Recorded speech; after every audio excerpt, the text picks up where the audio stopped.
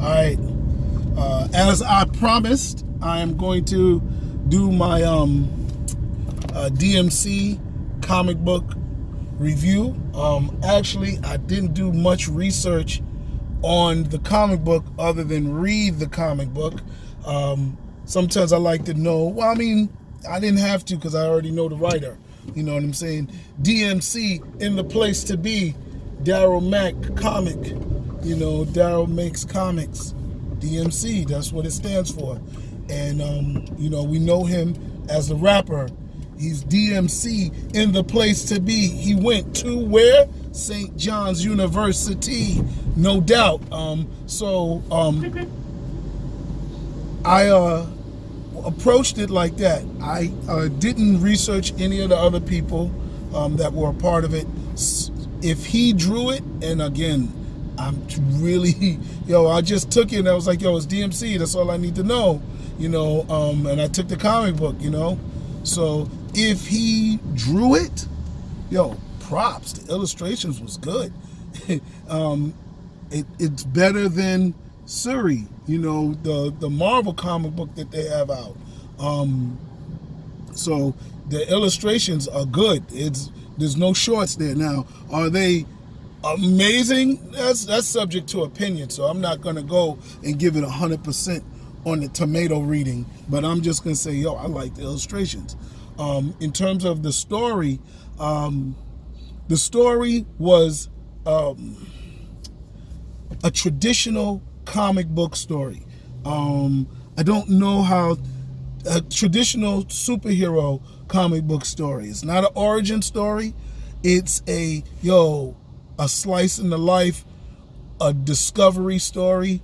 We meet DMC, the superhero, and he has some problems and he overcomes them. One of the things that is catchy about it is he drops a little social reference in there. You know that DMC and Run DMC were not a dumb rap group, wake up. They were doing that, in between Grandmaster Flash and Public Enemy and KRS. So they were holding it down. They didn't have just they weren't singing about stupid stuff, or just bragging, you know what I'm saying? They were dropping some bombs and it was socially relevant. The problem is it didn't feel preachy.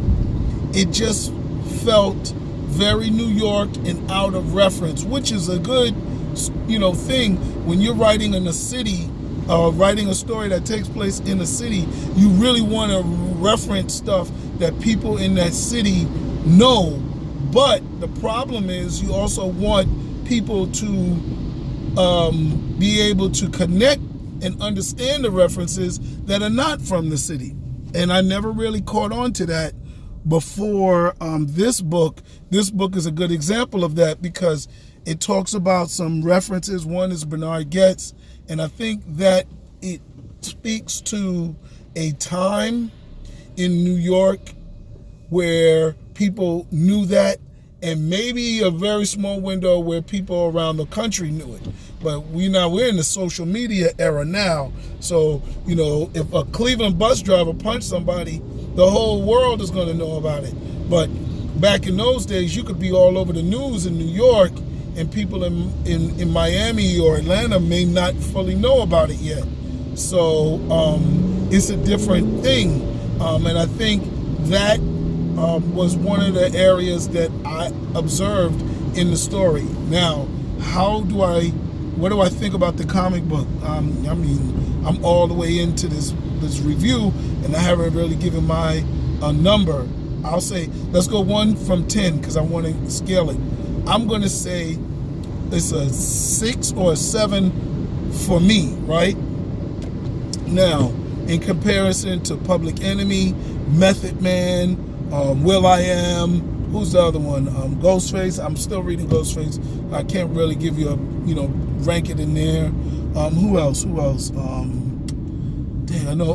The Weeknd. These are all rappers whose comic books I've read, who have embraced hip hop, or embraced not really hip hop, embraced comic books. And I'm putting his up there above Public Enemy, even though I like Public Enemies.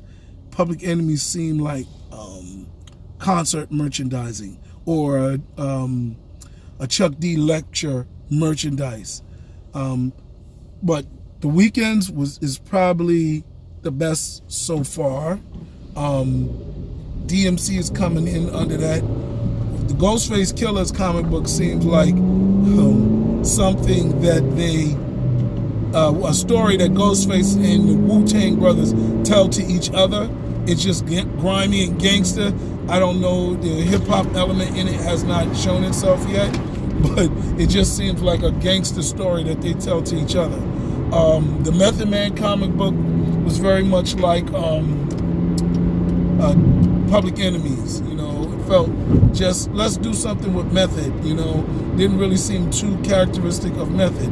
Whereas DMC's comic book is all DMC. It's up to The Weeknd's, got the best because it's cyberpunk, but unfortunately it's not finishing. They only got to issue 1, so I can't rate it. will.i.am's comic book, yeah, DMC comes off like almost like Miles Morales. It's got that hip hop vibe. It's got that hip hop undertone. I think sometimes it feels a little too, I don't know. It's hard to do Latino characters, and I've talked about this before, because sometimes you draw them and they look white, and you don't know how to make them Latino except give them a stereotypical Latino name.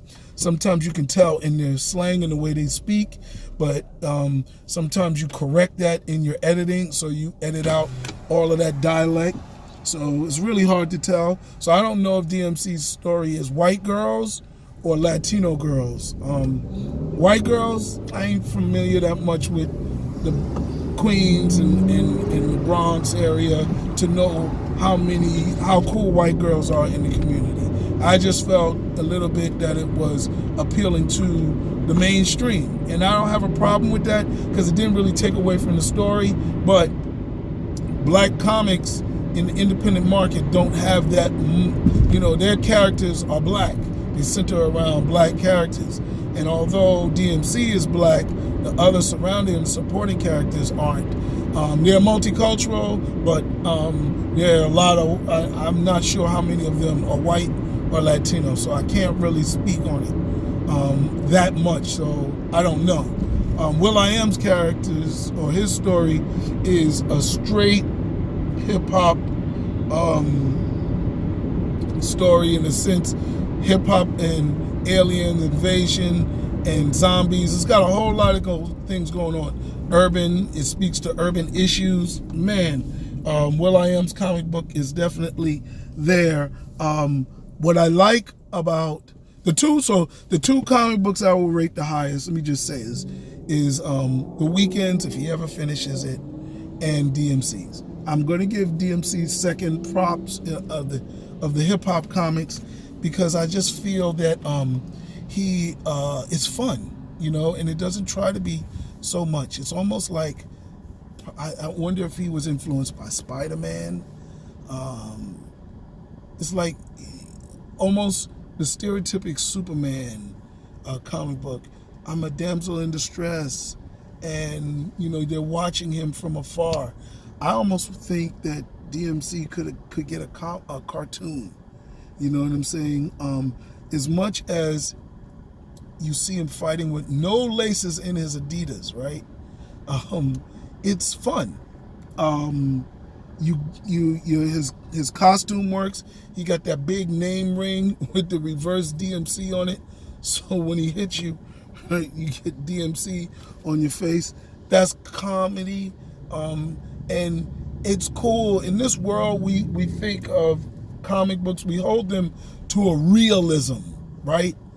And sometimes that hampers your imagination, because dreams don't always come off realistic. You know, they come off surreal. They blur the lines of it and of reality. They, you know, you don't remember every detail, every minute detail. And then when you think about it too much, you be like, how did that happen? So I think with comic books, there's an element of surrealness to it. And I know with me as a reader very recently, I've been very hard on comic books. I've been very hard on the realism of it because ever since Daredevil or the X-Men, I realized that comic books weren't realistic, and I held them to it. But I didn't do that with DMC's. I think maybe because I like DMC. He's my favorite out of Run DMC. Although I like Run too, but DMC was the one I liked more. I also think maybe because it's hip hop, I connect with it a little bit more, and I'm giving it passes. I don't know, but I know one thing: when I read it, it is very surreal. It's not a realistic comic book like, say, Weekends is. Weekends is a realistic comic book. So you can hate on it if you want. I think it's also children friendly. It's fighting, maybe some, adult problems, but it's definitely stuff that you experience in the cities of New York, and it's really light. But I think it's a fantasy. As much as superheroes were created to be, when you think of put the bat wings in the sky to call for Batman, we need help, Underdog, or any of those heroes that come when you call them, DMC is that hero that you can call to come for you. So I like it. I definitely think it's black. I definitely think it's hip hop. Reason why I think it's black, there's all a lot of hip hop speaking and things in the background. Just like it's more hip hop in ways than Miles Morales movie, but I'm not going to get into that because I definitely accept that Miles Morales brought that graffiti element to the movie. DMC, he breakdances when he fights. He's dressed in throwback attire. He modernizes it in the comic book, but I'm not upset with it. And then the objective, what he's fighting for, what he's trying to save, it really comes off like a cartoon. The more I think about it, it definitely, story is like a cartoon. The innuendo, the jokes, I don't know if all young people will get them the same. They may get them, but I'm 50 years old, 51, so I get the jokes because DMC may be 2 years older than me or a year older than me, and that's it. But so we're of the same generation, so I get his jokes. I would like to see him do more, do some more comic books to it, so we'll see, if Mike Tyson can get a cartoon, DMC certainly could get one. It's not the same as Mike Tyson's cartoon, of course, because that joint is adult.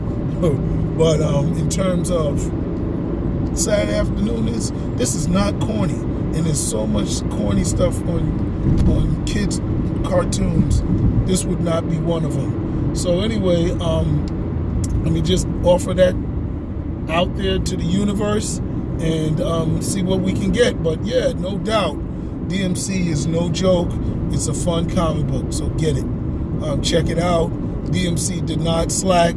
I personally feel if he could have come out with this when they were touring back in the 80s and the 90s, it would have done even better. But I understand that you got to focus on your art, and he was going through a lot of things in his life. So hey, bravo, my brother. Welcome to the world of comic books. I'd love to hear what's next. All right, peace.